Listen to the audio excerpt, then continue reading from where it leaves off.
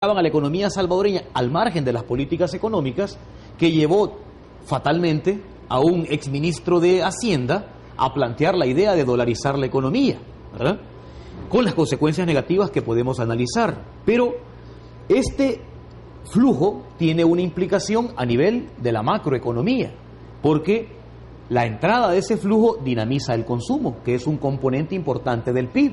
O sea que la economía crece poco y, en buena medida, lo poco que crece no se genera al interior, sino que es producto del estímulo del consumo. También ese influjo de divisas dinamiza la banca. Sabemos que la banca salvadoreña se ha domiciliado en las comunidades de salvadoreños y salvadoreñas en Estados Unidos para recibir directamente la remesa familiar in situ, ¿verdad?, porque hay una disputa importante por las remesas familiares. También sirve para que las cuentas del sector externo no presenten un déficit mayor del que presentamos, producto de las remesas familiares. Y sirve también para que las estadísticas de pobreza sean más bajas. Entonces aquí llegamos a una situación curiosa. Resulta que es la exclusión social que ha llevado a la gente a emigrar y a remesar, la exclusión la que contribuye a que la pobreza en sus estadísticas disminuya. ¿Qué porcentaje de la economía salvadoreña es manejado solo de remesas? Vamos a ver, el 25% de los hogares salvadoreños reciben remesas familiares. 25%, la cuarta parte de los hogares salvadoreños. Y el monto de las remesas familiares ascenderá fácilmente a un salario mínimo urbano, unos 150, 160 dólares al mes. Entonces, si las familias reciben ese ingreso, en concepto de remesas, sus ingresos suben y superan la línea de pobreza. Entonces el gobierno dice, gracias a las políticas públicas hemos reducido los niveles de pobreza, pero no es así, solo que de manera indirecta. Gracias a las políticas públicas expulsa a la población remesa y ese ingreso aumenta la percepción de entradas para las familias y califica en una situación de pobreza distinta. Interesante, ¿va? Ese análisis trae varios pensamientos así muy sencillos en mi cabeza. Primero, se entiende entonces por qué hay inclusive una viceministra atendiendo gente de relaciones del exterior, por ¿verdad? Supuesto. O se entiende por qué la vicepresidenta de la República se dedica a viajar mucho y a estar en diálogo con la gente en el extranjero. Ahora, tiene unas paradojas también eso, ¿verdad? Quiere decir que este modelo neoliberal que mantiene una economía solo de remesas, los grandes héroes aquí son los coyotes, ¿verdad?, los que llevan gente para Estados Unidos. Yo creo que los héroes y las heroínas es la gente más pobre de este país que hace un sacrificio social para mantener a flote esta economía y mantener las ganancias de un núcleo hegemónico empresarial que las disfruta. Ahora, los coyotes son intermediarios importantes en ese tránsito y los hacia Estados Unidos. Claro que son tremendos, pero estoy tratando de ironizar una cosa en el sentido de lo delicado que resulta esto. Permítame hacerle una pregunta. ¿Qué pasaría, doctor, si de repente esos, ¿cuántos son? 3.500 millones de dólares al año dejaran de venir o disminuirían? Porque se puede dar. Sí. Imagine usted que cambia la generación, todos los muchachos que han nacido en Estados Unidos, que son ciudadanos americanos, que ya no hablan mucho español, ellos ya no quieren venir a El Salvador, ya no quieren mandar dinero, mandan los que se van y que han dejado aquí. Pero ¿qué va a pasar dentro de cuántos años? 10 años, 15 años, 20 años, cuando de repente ya no venga todo eso, o que haya una recesión económica en los Estados Unidos similar a la que hubo a principios del siglo pasado. Sí, la verdad es que una economía que se soporte en una fuente exógena, en una variable que no se puede controlar de manera doméstica, es una economía con una propensión alta a la inestabilidad. No se puede descansar en las remesas familiares. Y esa amenaza es una amenaza latente, no solo por la situación de recalentamiento de la economía estadounidense a la cual estamos amarrados por decisión propia y por situaciones involuntarias. Por decisión propia porque nuestro Banco Central de Reserva no está en la calle Juan Pablo II, está en Washington, está en la Reserva Federal. porque la política monetaria no la podemos controlar en este país, sino en Estados Unidos. Claro. Y porque hay una tendencia ahora muy muy marcada en la bolsa de valores a una situación de quiebra y el dólar a una situación de inestabilidad.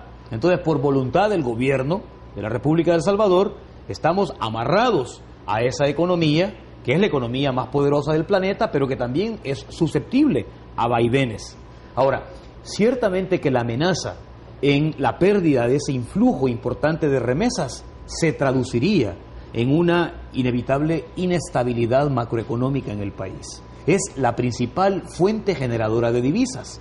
Pero aquí, como usted lo planteaba, hay una contradicción, hay una paradoja, y es ¿cuál es el incentivo que tiene el gobierno de Saca, por ejemplo, para corregir las políticas públicas, siendo que ese modelo excluyente es el que le reditúa, es el que le paga ese concepto de remesas familiares para mantener a flote la economía? Entonces hay una situación que es contradictoria, es un círculo vicioso.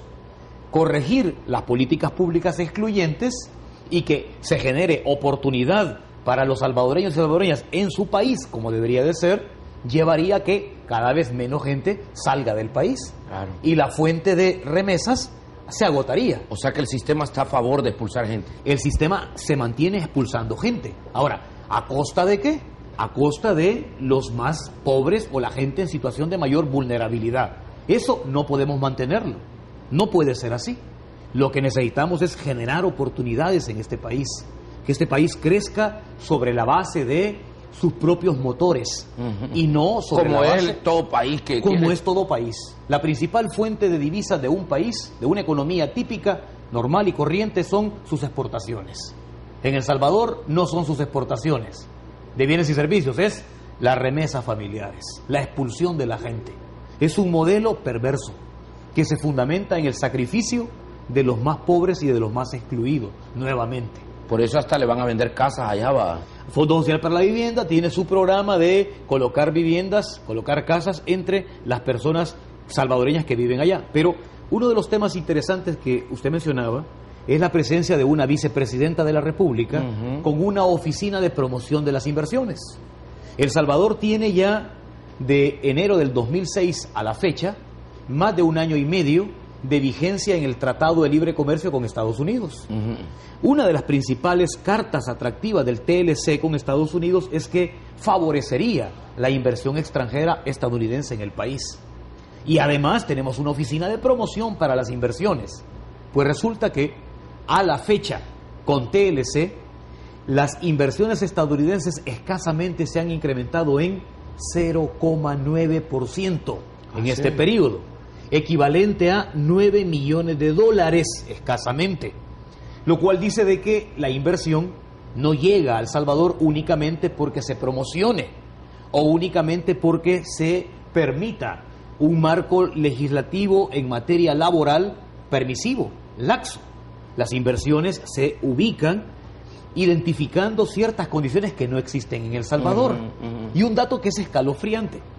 Desde la administración cristiana hasta la fecha, 18 años, la inversión extranjera directa, que ha sido uno de los motores de estos 4 gobiernos sucesivos, escasamente tiene un saldo acumulado de 3.500 millones de dólares en 18 años. Y solo en un año se reciben 3.500 millones en remesas familiares. ¿Qué quiere decir eso? Que cuando el gobierno plantea en sus campañas de terror, cuidado con la alternancia en el gobierno, porque esto puede ahuyentar la santa inversión extranjera directa, están hablando de quimeras, están hablando de fantasmas, porque este monto acumulado de 3.500 millones ya incluye la plata que entró en la privatización de Antel, la plata que entró en la privatización de las distribuidoras eléctricas, la plata que entró en las distribuidoras de los ingenios, de las generadoras térmicas. Los ingenios fueron comprados por inversionistas salvadoreños, vinculados a un expresidente de El Salvador. Pero lo interesante aquí está en el hecho de que la inversión extranjera directa tiene un monto tan insignificante y ha sido la justificación de estas políticas neoliberales, atracción de la inversión extranjera directa, de manera que es muy superior el monto acumulado de remesas familiares que el de la inversión extranjera directa. Usted ha dicho a lo largo de este programa que el sistema neoliberal es exclusivo, general.